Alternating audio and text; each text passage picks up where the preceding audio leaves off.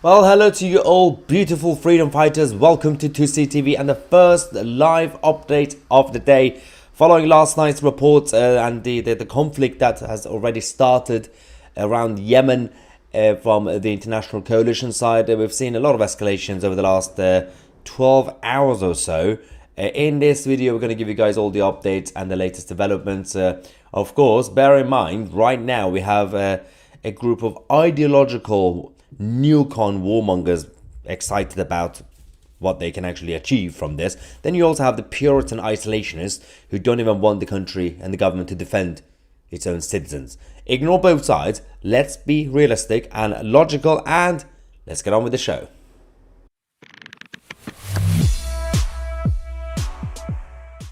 Alright, so the latest development we now have is that most of the sites have now been completely crushed by the international coalition led by the US and UK, which is technically US, but they're just saying US and UK for PR purposes. Ignore them, ignore the mainstream media. Hello to everybody in the live chat. As usual, we're going to come and get your reaction throughout the live stream as well. According to Fox News, we had the 60 targets that were hit earlier this morning. Well, obviously, America was tonight, they said, at 16 different locations, including command and control nodes.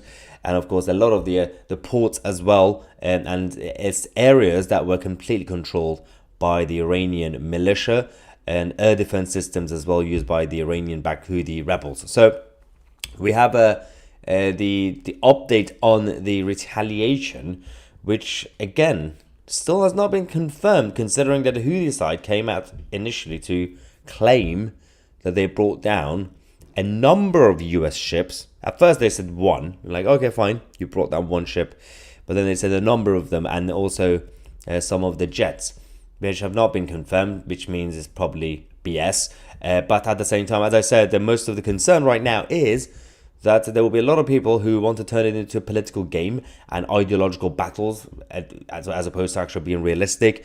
Ignore both the neocon side and the isolationist side. Let's go to the statement we have from the British government. Right, let's see what these people are saying. According to Reuters, Britain said our actions and the action of the Americans last night was in self-defense. Over 100 missiles hit 60 Yemen targets, including military depots and missile launch sites. US and UK, supported by Australia, the Netherlands, Bahrain, Canada, and of course, in addition to that, Saudi Arabia, UAE, and Qatar, targeted the Sanas and obviously the other regions in Yemen. The response was to the Houthi attacks on the Red Sea vessels since the 7th of October, including recent attempted strikes on US warships. There's an issue here. So we finally see some sort of action from the Western side, the Western coalition, when there is enough pressure on politicians in regards to two things. When they know that the Red Sea and that area is huge for global trade and commerce, they know that they're under a lot of pressure, because it's not just people's lives at risk. That should be number one anyway. When a British vessel, for example, gets targeted, or British citizens get taken as hostages, which they have over the last few years by the Iranians, that's usually when you have to do self-defense. But we don't do anything about that because we don't want to escalate things. Our policy is always de-escalation, publicly speaking. But of course, this region is very important for global trade, right? Because of that, they've now been under pressure to do something. So there's a lot of people who are now looking at all the other conflicts around the world and all the other attacks on British citizens and the American citizens, saying it does show a little bit of double standards. Why do we have to basically have our government finally make a move when it's going to affect the whole of the economy? I can understand why, because affecting the wider economy will be affecting more people and inflation rate, and more people will be angry at the government. As opposed to, unfortunately speaking, if you have a couple of British citizens there taken as hostages by the Iranian regime. So it seems like we can live with that, even though one life is still important.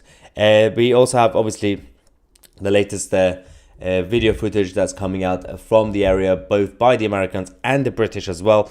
As I said, the mainstream media are very, very proactive by calling it a UK and US coalition. It's of course an international coalition, mostly led by America. We're just following it, but they just want us to feel good.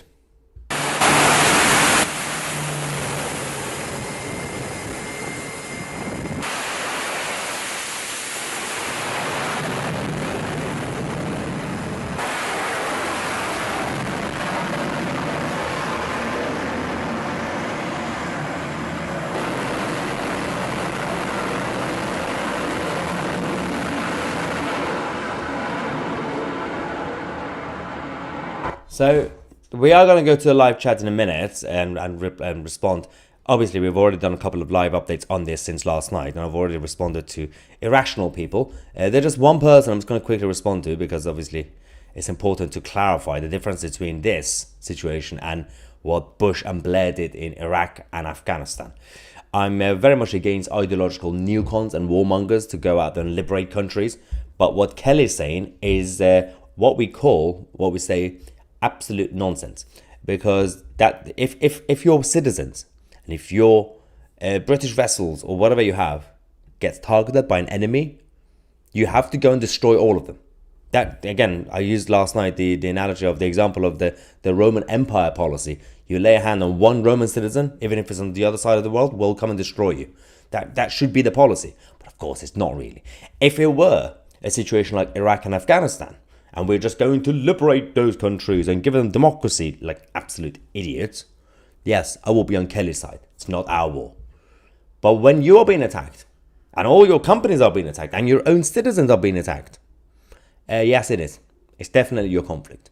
Now, those who are afraid, and there are a lot of political leaders who are absolutely weak and feeble, while we have the greedy globalist side, you also have a lot of feeble and stupid people who are in a position of power without any life experience.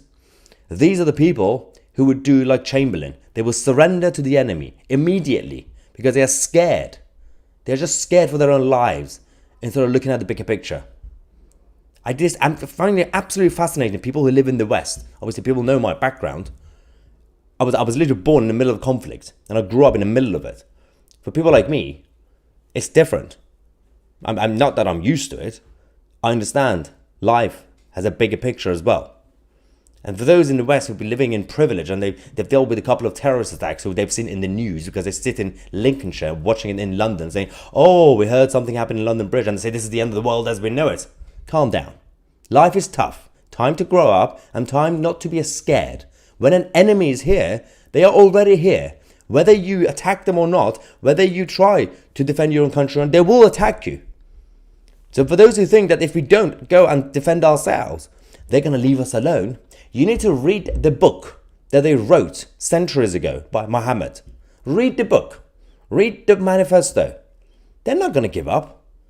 Those idiots who said nothing was going to happen if we hadn't gone to Afghanistan in the first place, they started this centuries ago. Go and talk to the Spanish in Spain. See what they did there until we kicked them out eventually. Or the Christian church kicked them out. So it's not really, again, if tomorrow our government says we have to go and help South Koreans, that we could say, well, it's not our war. That makes sense. But not in this situation. Anyway, going back to logic, we have the statement from the coalition as well. The obviously combination of all the countries who are involved. In response to continued illegal, dangerous and destabilizing Houthi attacks against the vessels, including commercial shipping transiting the Red Sea, the armed forces of the United States, the United Kingdom, and with support from the Netherlands, Canada, Bahrain, and Australia, conducted joint strikes in accordance with the inherent right of individual and collective self-defense, consistent with the UN Charter, against a number of targets in Houthi-controlled areas of Yemen. These precision strikes were intended to disrupt and degrade the capabilities that the Houthis use to threaten global trade and the lives of international mariners in one of the world's most critical waterways. It's good that they're actually honest about the fact that that's what they went there, because it's a very important area for global trade, instead of lying to us like usual. The Houthis' more than 24 attacks on commercial vessels since mid-November constitutes an international challenge. Today's action demonstrated a shared commitment to freedom of navigation, international commerce, and defending the lives of mariners from illegal and justifiable attacks. Our aim remains to de-escalate tensions, and restore stability in the Red Sea. But let our message be clear. We will not hesitate to defend lives and ensure the free flow of commerce in one of the world's most critical waterways in the face of continued threats. So, while a lot of people would appreciate this, as I said, they're also going to look at the double standards of geopolitical policies from the Western side. You're going to definitely have a lot of weapon manufacturers and those with a vested interest loving this, saying, yes, more conflict, we love this. But there's still people's lives at risk, so we have to defend them anyway. While you have to long-term deal with the globalist side and those who want to take advantage of conflicts for personal reasons, you still at times have to still do it to defend your own people. It's a very difficult situation, obviously, because you want to tackle the bigger problem, which is those with a vested interest long-term, but doesn't mean you have to surrender to the enemy in the meantime. So again, that's a much bigger problem long term. This is the map that we have. As you can see, most of it is towards the southwestern side of Yemen, and of course the middle Sana'a as well. That's been targeted. Houthis on the western side, as you can see, that's going to be completely crushed. These are, by the way, to clarify, because the mainstream media are not really explaining this properly. These are mostly, well, they're not mostly, 100%. The controlled by militias. So they have not been going into Yemen and target the civilian areas and residential areas. That will be a little bit illogical anyway, because it makes no sense considering they're not the enemy. They've directly targeted the Houthi controlled areas. But again, it's not really good to randomly encourage conflict after conflict, because that's when you move on from collateral damage to actually targeting civilians. The same thing happened in the operations that we had, for example, in Iraq or Afghanistan, mostly Iraq actually, where it kind of got out of control. And those who wanted to push for more long-term operation, more long-term war, then ended up destroying so many civilians' lives in residential areas. And still, there has been no one in the establishment in America or Britain responding or answering serious questions about what they did. But this is a different situation, because for now, they're targeting the militias areas rather than residential areas. So my job is to simply report this rather than take the side of the globalists or take the side of the isolationists. It doesn't really matter. What matters is it has to be about the truth and what actually is going on. Let's quickly go to Barry. I'm going to get some of your comments as well. There's a couple of super chats I'll get to you guys too. Barry says, Maya, take all the BS, misinformation and other reasons, and it all boils down to money. What is your view on this, please? Well, yeah, I mean, as I said, the reason they were motivated, the US and the UK, to finally do something about this is because that area is very important for global trade and commerce. And they know that if that gets disrupted and corporations and companies who are involved in that, that is the biggest thing that will destabilize the Western side, each of one of our countries. You destroy the economic stability, you're going to get the inflation to go back up, you're going to get a lot of unemployment, you're going to get a lot of this company getting angry, and also let's not forget, long term, a lot of these corporations and CEOs are also the public funders of the political parties, so they're not going to donate money to the political parties. So it's a very big chain of reaction if you hadn't done this operation. So most of it goes back to money, obviously, because money represents stability. So it's a bad world that we live in, but this is the reality, unfortunately. It is a reality. All right, we have some reactions. Mario Nafal, obviously, by using the Reuters and, of course, Al Jazeera and all the others collection of statements from different countries. Although Mario just said Arab countries react. It's Arab countries as well as Iran, because obviously Iran is not Arab country. Let's have a look. Iran has said Washington bears responsibility for the repercussions of targeting Yemen military. Calm down. And the resulting consequences. The international community must act responsibly to prevent the expansion of the war in the region. Pot kettle stupid from the Iranian regime, who are literally expanding in the region. They're literally attacking us right now. But okay. Oh, let's go to Lebanon. Hezbollah strongly condemns the blatant American British aggression against brotherly Yemen. Oh, wow. Its security and sovereignty. Oh, wow. And its free and honorable people. What? Which stood with all the strength, courage, and responsibility alongside the Palestinian people and their valiant resistance. Wow. And did their utmost to break the siege on it by all available means and capabilities. Okay, Lebanon is drunk and needs to go home. Next, Hezbollah in Iraq. Let's see what they're saying. Today's aggression against Yemen, they keep saying Yemen, has doubled the solidarity of the peoples with the axis of resistance. Wow. And the right of its sacred cause to stand against tyranny. They keep using the word Yemen and Yemeni people. That's not what this operation is about, you idiots. Anyway, Saudi Arabia. The kingdom is following with great concern the military operations in the Red Sea region and the raids on sites in Yemen. We stress the importance of maintaining the security and stability of the Red Sea region and call for restraint and avoiding escalation. And I love how cowardice the Saudis are. On the one hand supporting the operation, on the other hand saying, by the way guys, can we de-escalate? Yeah, coming from Saudi Arabia, the word de-escalation makes no sense. But of course, all these establishments are a bunch of hypocrites. From the western side to the eastern side. All right, let's go back to you guys. Green Sun says, Maya, do you think this action will lead to increased terrorist activity in the West?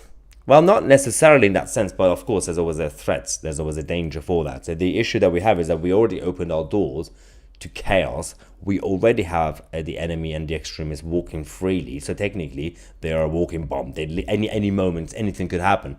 Whether we have gone to attack the Houthis or not, the enemy is already here. So we need to find the long-term solution, which is mass deportations. But right now, yes, that could unfortunately be a big short-term threat.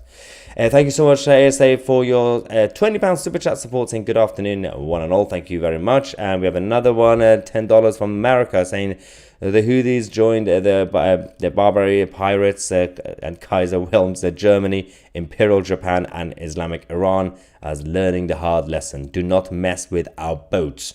Also, big lesson. You F around, you will find out. Just like the Hamas side did in Gaza. Barry, thank you so much. Barry is saying, do you think this is over or will it escalate? Well, I think this will inevitably lead to a long-term campaign and a long-term escalation, which unfortunately has always been inevitable because throughout the 20th century, some of our leadership in the West messed up in the Middle East, as we all know. But then we also allowed the crazies to take over in the Middle East, which is basically the Iranian regime, thanks to Jimmy Carter, which means that it was always inevitable. At some point, we had to face the enemy. So you can never just completely go with de-escalation forever. It makes no sense. You couldn't really be friends with a group of people who are shouting and chanting death to America, death to Britain, death to Israel. You can still, relatively speaking, make some sort of peace agreement with even Putin. Theoretically, you can. Or like Russia in general. But you can't do it with Islamist ideologues. So this will escalate. It's not a good thing. I'm not promoting it. Those who are going around... there was a comment before the live stream started. Let me see if I can find it. You're going to love this. This is just classic. Classic ignorance. Where is it? There was a comment that... If I could find it... No, apparently I can't find it. That's not good, is it? Oh, there we go. Okay, so it says... I've lost it again. Anyway, the comment before the live stream started said, I am sick and tired. I'm done with this pro-genocide channel. Basically said this channel is pro-genocide. And considering this comment came... I can't find it. This comment came before the live stream started. It means that the reaction was simply... towards the title of the video and the thumbnail, which basically I objectively said Iran's Houthis crushed in Yemen overnight. So that person had a meltdown like a snowflake, seeing it as my Houthis promoting wars. Of all people, me promoting wars. I mean, I've spent all my life campaigning against neocons, but yeah, I promote wars. So there are always people who are what we call emotional people, very emotional. Ironically, they could come from both left and right. And the funny thing is, both sides call each other emotional. You know, the right-wing emotional snowflakes call the left-wing ones, oh, left-wing snowflakes. I'm like, are you kidding me? You're also as bad. And the other side also called the other one, they're the right-wingers, snowflakes. I'm like, okay, so you're both emotional. Both sides get hurt and offended by words. So if I use the wrong word, there will be the right-wing snowflake who will go, can you not say that word? Use this word. I'm offended by that. Or like, oh, but by reporting on this news, you're basically saying you love Bill Gates. I'm like, oh, shut the F up. Everyone needs to grow up. Everyone needs to tough enough because this world is tough. And those who are saying we shouldn't defend ourselves because I'm scared that something could happen in central London, that makes no sense. And ignore those who are obviously doing the propaganda. So there are a lot of, by the way, newcon channels and outlets and bloggers or whatever they are, who are basically doing a job for people like Barack Obama and Joe Biden and George Bush and those idiots. They're literally basically there to get paid to promote Western globalism. They're also completely nonsensical. Ignore them as well. Because there's absolutely no point in trying to listen to something that already has an agenda. But they're all being emotional. Everyone's been stupid. Anyway, so that's the latest update on this matter. Let's quickly go to the live chat again, see what you guys are saying. See if I could find anyone emotional.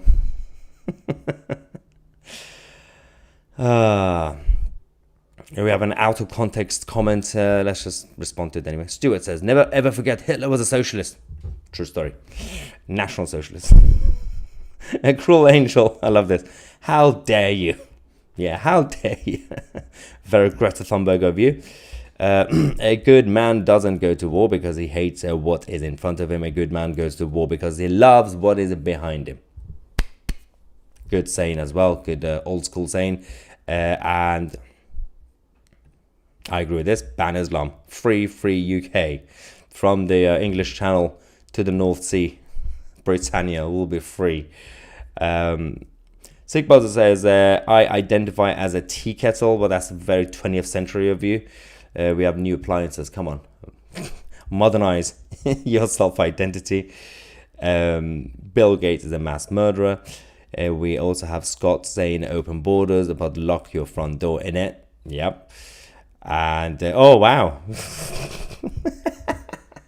Muslims love Tusi. The only Muslims that could love Maya Tusi are the ones who drink a lot. You have to be drunk to love Maya Tusi if you're a Muslim, because he goes against everything I rant about. Oh, well. My emotional people are the ones who are the reason why our planet is in the state it's in today. Letting feelings subdue facts and truths. Exactly, Barry. And the reality is, the so-called emotional people are the ones who are actually in power. Have you seen the state of our parliament? Have you seen the state of Congress? Have you seen the state of Downing Street and the White House? These are not logical people. These are not the alpha types that we used to have back in the day. As I said, the perfect example I always say, because, you know, at someone who's obviously more libertarian, conservative leaning, for me, it's not just people like Ronald Reagan or Margaret Thatcher. I'm also very objective. People on the political left as well. Clement Attlee, you know, I would stand against most of his policies and his agenda. Socialist leaning, obviously. But I would respect even people like Clement Attlee because they were alpha compared to these lots. And it's funny because back then, Clement Attlee came across as more weak and feeble to people like Winston Churchill, because people like Winston were ultra alpha. But compared to these guys and all the emotional people in Parliament, from left and right, people like Clement Attlee, people like, well, all of them essentially from the 20th century, left and right, generally speaking, were more alpha. Anyway, the people in power are actually just pandering to emotional people. Our leaders are cold. No, so this was the case in the 20th century. Most of the leaders were cold. But right now, the political leaders are also emotional people because they all come from essentially common backgrounds who got into money and power. And the ones who come across as cold or robotic are because they have insecurities. They are messed up people at that point. So, for example, look at the very, very awkward people, whether it's Rishi Sunak or Kamala Harris is a good example. Very awkward people. These people are not psychopathically cold. It's because they are so emotional that they are, psychologically, they're very awkward when it comes to behavior. It's because deep down, they are very emotional human beings. And of course, still correct this statement because they do pander to other emotional people, because all campaigns are based on triggering your emotions to either support something or hate something. And it works. Unfortunately, it works. The more we as people continue to react to that trigger, whether it's to you have to now love and support the Palestinian cause because somebody used the word genocide, and that's a trigger word, basically, as the political left would say, trigger. Ooh. But it is by default a trigger word. Or if we say, all the people on benefits are taking the money, you have to hate people on benefits. Now you have to basically vote conservative. I don't know, some sort of weird example on the political right and political left. It's complete stupidity, because we keep allowing people in power to use the same tactic against us.